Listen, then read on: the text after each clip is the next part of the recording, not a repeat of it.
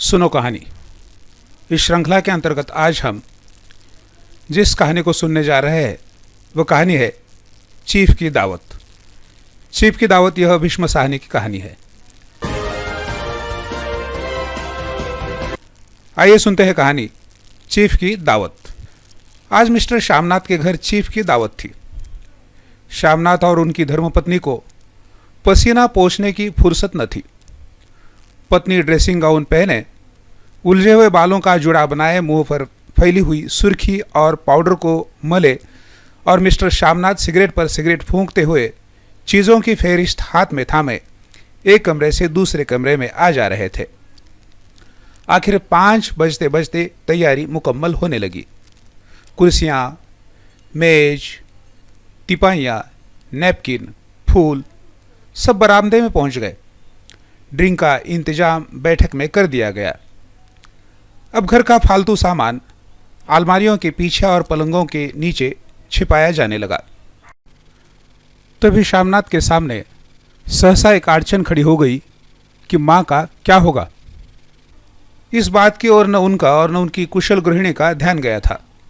Mister Shyamnath Shrimati की ओर घूमकर अंग्रेजी में बोले, माँ का क्या होगा। श्रीमती काम करते करते ठहर गई और थोड़ी देर तक सोचने के बाद बोली, इन्हें पिछवाड़े इनकी सहेली के घर भेज दो, बाकी रात भर बेशक वहीं रहे, कल आ जाए। श्यामनाथ सिगरेट मुंह में रखे सिकुड़ी आंखों से श्रीमती के चेहरे की ओर देखते हुए पल भर सोचते रहे। फिर सिर हिलाकर बोले, नहीं, मैं नहीं चाहता कि उस बुढ़िया का आना जाना फिर यहाँ से शुरू हो। पहले ही बड़ी मुश्किल से बंद किया था। माँ से कही कि जल्दी ही खाना खा के शाम को ही अपनी कोठरी में चली जाए। मेहमान कहीं 8 बजे आएंगे, इससे पहले ही अपने काम से निपट ले। सुझाव ठीक था, दोनों को पसंद आया। मगर फिर सहसा श्रीमती बोल उठी, जो वह सो गई और नींद में खर्राटे लेने लगी तो साथ ही तो बरामदा है जहां लोग खाना खाएंगे, तो इन्हें कह देंगे कि अंदर से दरवाज़ा बंद कर ले। मैं बाहर से ताला लगा दूं या माँ को कह देता हूँ कि अंदर जाकर सोए नहीं, बैठे रहे, और क्या। और सो गए तो डिनर का क्या मालूम कब तक चले। 11 बजे तक तो तुम ड्रिंक ही करते रहते हो। श्यामनाथ कुछ खींच उठे, हाथ झटकते हुए बोले, अच्छी भली यह भाई के पास जा रही थी, तुमने यूं ही खुद अच्छा बनने के लिए बीच में टांग अड़ा दी। वाह वाह, तुम माँ और बेटे की बातों में मैं क्यों बुरी बनूं, तुम जानो और वह जाने। मिस्टर श्यामनाथ चुप रहे। यह मौका बहस का न था, समस्या का हल ढूंढने का था। उन्होंने घूमकर माँ की कोठरी की ओर देखा। कोठरी का दरवाज़ा बरामदे में खुलता था। बरामदे की ओर देखते हुए झट से बोले, मैंने सोच लिया है। और उन्हीं कदमों माँ की कोठरी के बाहर जाकर खड़े हुए। माँ दीवार के साथ चौकी पर बैठी दुपट्टे में मुंह सिर लपेटे माला जप रही थी। सुबह से तैयारी होती देखते हुए माँ का दिल धड़क रहा था। बेटे के दफ्तर का बड़ा साहब घर पर आ रहा है, सारा काम सुबह से चल जाए। माँ, आज तुम खाना जल्दी खा लेना, मेहमान लोग 7:30 बजे आ जाएंगे। माँ ने धीरे से मुंह पर से दुपट्टा हटाया और बेटे को देखते हुए कहा, आज मुझे खाना नहीं खाना है। बेटा, तुम जो जानते हो, मांस मछली बने तो मैं कुछ नहीं खाती। जैसे भी हो अपना काम से जल्दी निपट लेना। अच्छा बेटा। और माँ, हम लोग पहले बैठक में बैठेंगे, उतनी देर तुम यहाँ बरामदे में बैठना। फिर जब हम यहाँ आ जाए तो तुम गुसलखाने के रास्ते बैठक में चली जाना। माँ अवाक बेटे का चेहरा देखने लगी, फिर धीरे से बोली, अच्छा बेटा। और माँ, आज जल्दी सो नहीं जाना, तुम्हारे खर्राटों की आवाज़ दूर तक आती है। माँ लज्जित सी आवाज़ में बोली, क्या करूं बेटा, मेरे बस की बात नहीं। जब से बीमारी से उठी हूं, नाक से सांस नहीं ले सकती। मिस्टर श्यामनाथ ने इंतजाम तो कर दिया, फिर भी उनकी उधेड़ बुन खत्म नहीं हुई। जो चीफ अचानक उधर आ निकला तो 8-10 मेहमान होंगे, देसी अफसर, उनकी स्त्रियां होंगी, कोई भी गुसलखाने की तरफ जा सकता है। क्षोभ और क्रोध में वह झुंझलाने लगे। एक कुर्सी को उठाकर बरामदे में कोठरी के बाहर रखते हुए बोले, आओ माँ, इस पर जरा बैठो तो। माँ माला संभालती, पल्ला ठीक करती उठी और धीरे से कुर्सी पर आकर बैठ गई। यूं नहीं माँ, टांगे ऊपर चढ़ाकर नहीं बैठते, ये खाट नहीं है। माँ ने टांगे नीचे उतार ली। और खुदा के वास्ते नंगे पांव नहीं घूमना, नहीं वह खड़ाऊ पहनकर सामने आना। किसी दिन तुम्हारी यह खड़ाऊ उठाकर मैं बाहर फेंक दूंगा। माँ चुप रही। कपड़े कौन से पहनोगे माँ? जो है वही पहनूंगी बेटा, जो कहो पहन लूं। मिस्टर श्यामनाथ सिगरेट मुंह में रखे फिर अधखुली आंखों से माँ की ओर देखने लगे और माँ के कपड़ों की सोचने लगे। श्यामनाथ हर बात में तरतीब चाहते थे। घर का सब संचालन उनके हाथ में था। खूंटियाँ कमरों में कहाँ लगाए जाए, बिस्तर कहाँ पर बिछे, किस रंग के पर्दे लगाए, श्रीमती कौन सी साड़ी पहने, मेज किस साइज की हो। श्यामनाथ को चिंता थी कि अगर चीफ का साक्षात माँ से हो गया तो कहीं लज्जित नहीं होना पड़े। माँ को सिर से पांव तक देखते हुए बोले, तुम सफ़ेद कमीज और सलवार पहन लो, पहन के आओ तो जरा देखूं।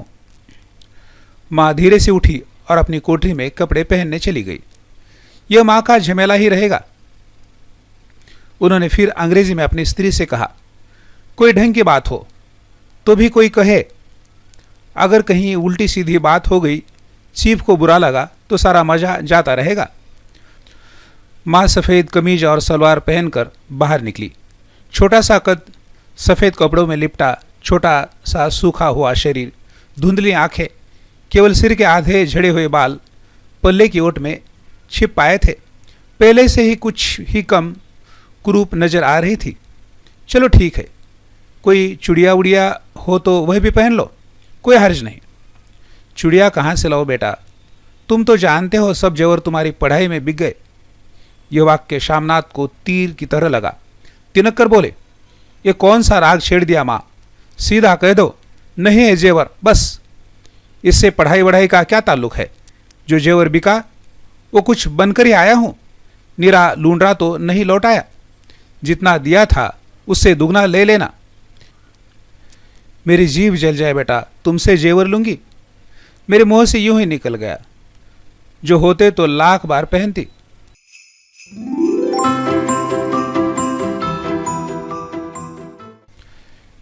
साढ़े 5 बज चुके थे। अभी मिस्टर श्यामनाथ को खुद भी नहा धोकर तैयार होना था। श्रीमती कब के अपने कमरे में जा चुकी थी। श्यामनाथ जाते हुए एक बार फिर माँ को हिदायत करते गए, माँ रोज की तरह गुमसुम बन के नहीं बैठी रहना। अगर साहब इधर आ निकले तो कोई बातें पूछे तो ठीक तरह से बात का जवाब देना। मैं न पढ़ी न लिखी बेटा, मैं क्या बात करूँगी, तुम कह देना। माँ अनपढ़ है, कुछ जानती समझती नहीं, वह नहीं पूछेगा। 7 बजते बजते माँ का दिल धक धक करने लगा। अगर चीफ सामने आ गया और उसने कुछ पूछा तो वह क्या जवाब देगी? अंग्रेज को तो दूर से देखकर घबरा उठती थी। यह तो अमरीकी है, न मालूम क्या पूछे, मैं क्या कहूँगी। माँ का जी चाहा कि चुपचाप पिछवाड़े विधवा सहेली के घर चली जाए, मगर बेटे के हुक्म को कैसे टाल सकती थी। चुपचाप कुर्सी पर से टांगे लटकाए वहीं बैठी रही।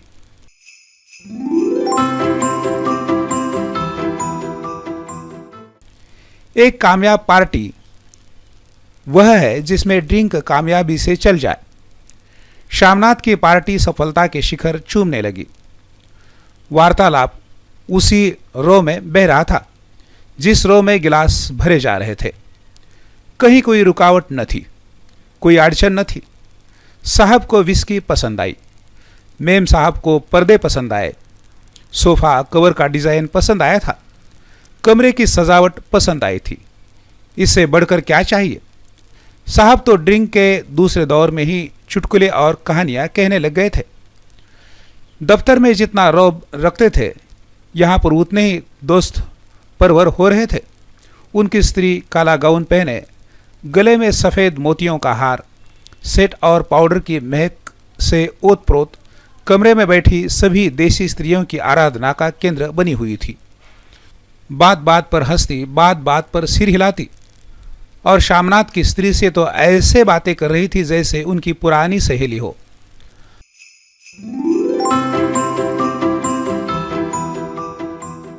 और इसी रो में पीते पिलाते 10:30 बज गए। वक्त गुजरते पता ही न चला। आखिर सब लोग अपने अपने गिलासों में से आखिरी घूंट पीकर खाना खाने के लिए उठे और बैठक से बाहर निकले। आगे आगे श्यामनाथ रास्ता दिखाते हुए, पीछे चीफ और दूसरे मेहमान। बरामदे में पहुंचते ही श्यामनाथ सहसा ठिठक गए। जो दृश्य उन्होंने देखा उससे उनकी टांगें लड़खड़ा गई और क्षण भर में सारा नशा हिरन होने लगा। बरामदे में ऐन कोठरी के बाहर माँ अपनी कुर्सी पर ज्यों की त्यों बैठी थी, मगर दोनों पांव कुर्सी की सीट पर रखे हुए और सिर दाएं से बाएं और बाएं से दाएं झूल रहा था और मुंह से लगातार गहरे खर्राटों की आवाजें आ रही थी। जब सिर कुछ देर के लिए टेढ़ा होकर एक तरफ को थम जाता तो खर्राटे और भी गहरे हो उठते और फिर जब से झटके से नींद टूटती तो सिर फिर दाएं से बाएं झूलने लगता। पल्ला सिर पर से खिंचक आया था और माँ के झरे हुए बाल आधे गंजे सिर पर अस्त व्यस्त बिखरे पड़े थे। देखते ही श्यामनाथ क्रुद्ध हो उठे। जी चाहा कि माँ को धक्के देकर उठा दे और उन्हें कोठरी में धकेल दे, मगर ऐसा करना संभव न था। चीफ और बाकी मेहमान पास खड़े थे। माँ को देखते ही देसी अफसर की कुछ स्त्रियां हंस दी कि इतने में चीफ ने धीरे से कहा, पुअर डियर। माँ हड़बड़ा के उठ बैठी। सामने खड़े इतने लोगों को देखकर ऐसी घबराई कि कुछ कहते न बना। झट से पल्ला सिर पर रखती हुई खड़ी हो गई और जमीन को देखने लगी। उनके पांव लड़खड़ाने लगे और हाथों की उंगलियां थरथर कांपने लगी। माँ, तुम जाके सो जाओ, तुम क्यों इतनी देर तक जाग रही थी? और खिसियाई हुई नजरों से श्यामनाथ चीफ के मुंह की ओर देखने लगे। चीफ के चेहरे पर मुस्कुराहट थी। वह वहीं खड़े खड़े बोले, नमस्ते। माँ ने झिझकते हुए अपने सिमटते हुए दोनों हाथ जोड़े, मगर एक हाथ दुपट्टे के अंदर माला को पकड़े हुए था, दूसरा बाहर। ठीक तरह से नमस्ते भी न कर पाई। श्यामनाथ इस पर खिन्न हो उठे। इतने में चीफ ने अपना दायां हाथ मिलाने के लिए माँ के आगे किया। माँ और भी घबरा गई। हाथ मिलाओ, पर हाथ कैसे मिलाती? दाएं हाथ में तो माला थी। घबराहट में माँ ने बाएं हाथ ही साहब के दाएं हाथ में रख दिया। श्यामनाथ दिल ही दिल में जल उठे। देसी अफसरों की स्त्रियां खिलखिलाकर हंस पड़ी। यूं नहीं माँ, तुम तो जानते हो दायां हाथ मिलाया जाता है, दायां हाथ मिलाओ। मगर तब तक चीफ माँ का बायां हाथ ही बार बार हिलाकर कह रहे थे, हाउ डू यू डू? कहो माँ, मैं ठीक हूँ, खैरियत से हूँ। माँ कुछ बड़बड़ाई। माँ कहती है, मैं ठीक हूँ, कहो माँ, हाउ डू यू डू? माँ धीरे से सकुचाते हुए बोली, हाउ डू डू। एक बार फिर कहा उठा। वातावरण हल्का होने लगा। साहब ने स्थिति संभाल ली थी। लोग हंसने चहकने लगे थे। श्यामनाथ के मन का क्षोभ भी कुछ कम होने लगा था। साहब अपने हाथ में माँ का हाथ अब भी पकड़े हुए थे और माँ सिकुड़ी जा रही थी। साहब के मुंह से शराब की बू आ रही थी। श्यामनाथ अंग्रेजी में बोले, मेरी माँ गांव की रहने वाली है, उम्र भर गांव में रही है, इसलिए आपसे लजाती है। साहब इस पर खुश नजर आए, बोले, सच? मुझे गांव के लोग बहुत पसंद है। तब तो तुम्हारी माँ गांव के गीत नाच भी जानती होंगी। चीफ खुशी से सिर हिलाते हुए माँ को टकटकी बांधे देखने लगे। माँ, साहब कहते हैं कोई गाना सुनाओ, कोई पुराना गीत, तुम्हें तो कितने ही याद होंगे। माँ धीरे से बोली, मैं क्या गाऊंगी बेटा, मैंने कब गाया है? वाह माँ, मेहमान का कहाँ भी कोई टालता है? साहब ने इतना रीझ से कहा है, नहीं गाओगी तो साहब बुरा मानेंगे। मैं क्या गाऊंगी बेटा, मुझसे क्या आता है? वाह, कोई बढ़िया टप्पे सुना दो, 2 पत्तर अनारा दे। देसी अफसर और उनकी स्त्रियों ने इस सुझाव पर तालियां पीटी। माँ कभी दीन दृष्टि से बेटे के चेहरे को देखती, कभी पास खड़ी बहू के चेहरे को। इतने में बेटे ने गंभीर आदेश भरे लिहाज में कहा, माँ। इसके बाद हाँ या ना का सवाल ही नहीं उठा। माँ बैठ गई और क्षीण दुर्बल लरेजती आवाज में एक पुराना विवाह का गीत गाने लगी। हरियाणी माए हरियाणी बहने, हरिया तो भागी भरिया है। देसी स्त्रियां खिलखिला के हंस उठी। 3 पंक्तियों का गा के मां चुप हो गई। बरामदा तालियों से गूंज उठा। साहब तालियां पीटना बंद ही न करते थे। शामनाथ की खींच प्रसन्नता और गर्व में बदल उठी थी। मां ने पार्टी में नया रंग भर दिया था। तालियां थमने पर साहब बोले, पंजाब के गांव की दस्तकारी क्या है? शामनाथ खुशी में झूम रहे थे। बोले, वो बहुत कुछ साहब, मैं आपको एक सेट उन चीजों का भेंट करूंगा, आप उन्हें देखकर खुश होंगे। मगर साहब ने सिर हिलाकर अंग्रेजी में फिर पूछा, नहीं, मैं दुकानों की चीज नहीं मांगता। पंजाबियों के घरों में क्या बनता है, औरतें खुद क्या बनाती है? शामनाथ कुछ सोचते हुए बोले, लड़कियां गुड़िया बनाती है और फुलकारियां बनाती है। फुलकारी क्या? शामनाथ फुलकारी का मतलब समझाने की असफल चेष्टा करने के बाद मां को बोले, क्यों मां, कोई पुरानी फुलकारी घर में है? मां चुपचाप अंदर गई और अपनी पुरानी फुलकारी उठा लाई। साहब बड़ी रुचि से फुलकारी देखने लगे। पुरानी फुलकारी थी। जगह जगह से उसके तागे टूट रहे थे और कपड़ा फटने लगा था। साहब की रुचि को देखकर शामनाथ बोले, यह फटी हुई है साहब, मैं आपको नई बनवा दूंगा। मां बना देगी। क्यों मां, साहब को फुलवारी बहुत पसंद है, इन्हें ऐसी एक फुलवारी बना दोगी ना? मां चुप रही। फिर डरते डरते धीरे से बोली, अब मेरी नजर कहाँ है बेटा, बूढ़ी आंखें क्या देखेगी? मगर मां का वाक्य बीच में ही तोड़ते हुए शामनाथ साहब को बोले, वह जरूर बना देगी, आप उसे देखकर खुश होंगे। साहब ने सिर हिलाया, धन्यवाद किया और हल्के हल्के झूमते हुए खाने की मेज की ओर बढ़ गए। बाकी मेहमान भी उनके पीछे पीछे हो लिए। जब मेहमान बैठ गए और मां पर से तो सबकी आंखें हट गई, तो मां धीरे से कुर्सी पर से उठी और सबसे नजरें बचाती हुई अपनी कोठरी में चली गई।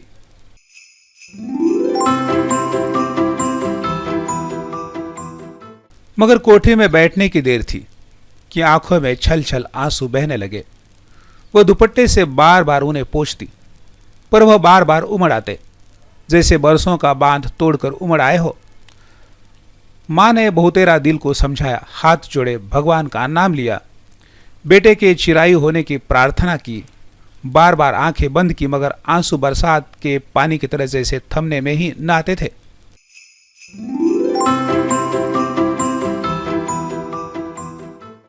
आधी रात का वक्त होगा। मेहमान खाना खाकर एक एक करके जा चुके थे। मां दीवार से सटकर बैठी आंखें फाड़े दीवार को देखे जा रही थी। घर के वातावरण में तनाव ढीला पड़ चुका था। मोहल्ले की निस्तब्धता शामनाथ के घर भी छा चुकी थी। केवल रसोई में प्लेटों के खनकने की आवाज आ रही थी। तभी सहसा मां की कोठरी का दरवाजा जोर से खटकने लगा। मां, दरवाजा खोलो। मां का दिल बैठ गया। हड़बड़ा कर उठ बैठी। क्या मुझसे फिर कोई भूल हो गई? मां कितनी देर से अपने आप को कोस रही थी। क्यों उन्हें नींद आ गई? क्यों वह ऊँघने लगी? क्या बेटे ने अभी तक क्षमा नहीं किया? मां उठी और कांपते हाथों से दरवाजा खोल दिया। दरवाजा खुलते ही शामनाथ झूमते हुए आगे बढ़ाए और मां को आलिंगन में भर लिया। ओ अम्मी, तुमने तो आज रंग ला दिया। साहब तुमसे इतना खुश हुआ कि क्या कहूं। ओ अम्मी, अम्मी। मां की छोटी सी काया सिमट कर बेटे के आलिंगन में छिप गई। मां की आंखों से फिर आंसू आ गए। उन्हें पोंछती हुई धीरे से बोली, बेटा, तुम मुझे हरिद्वार भेज दो, मैं कब से कह रही हूं। शामनाथ का झूमना सहसा बंद हो गया और उनकी पेशानी पर फिर तनाव के बल पड़ने लगे। उनकी बाहें मां के शरीर पर से हट आई। क्या कहा मां? यह कौन सा राग तुमने फिर छेड़ दिया? शामनाथ का क्रोध बढ़ने लगा। बोलते गए, तुम मुझे बदनाम करना चाहती हो ताकि दुनिया कहे कि बेटा मां को अपने पास नहीं रख सकता। नहीं बेटा, अब तुम अपनी बहू के साथ जैसा मन चाहे रहो। मैंने अपना ख्वाब पहन लिया। अब यहाँ क्या करूँगी? जो थोड़ी दिन जिंदगानी के बाकी है, भगवान का नाम लूँगी।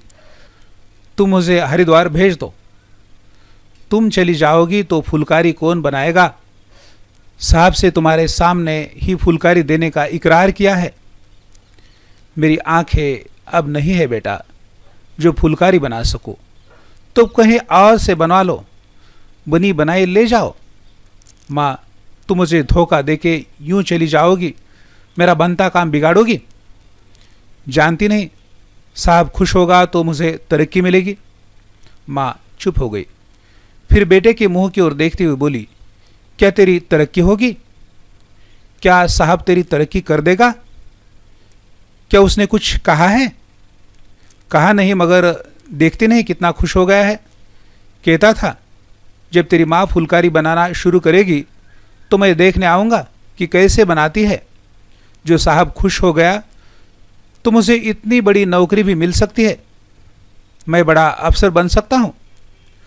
माँ के चेहरे का रंग बदलने लगा। धीरे धीरे उनका झुर्रियों भरा मुंह खिलने लगा, आंखों में हल्की चमक आने लगी। तो तेरी तरक्की होगी बेटा? तरक्की यूं ही हो जाएगी। साहब को खुश रखूंगा तो कुछ करेगा, वरना उसकी खिदमत करने वाले और थोड़े हैं। तो मैं बना दूंगी बेटा, जैसा बन पड़ेगा बना दूंगी। और माँ दिल ही दिल में बेटे के उज्जवल भविष्य की कामनाएं करने लगी। और मिस्टर श्यामनाथ, अब सो जाओ माँ, कहते हुए तनिक लड़खड़ाते हुए अपने कमरे की ओर घूम गए।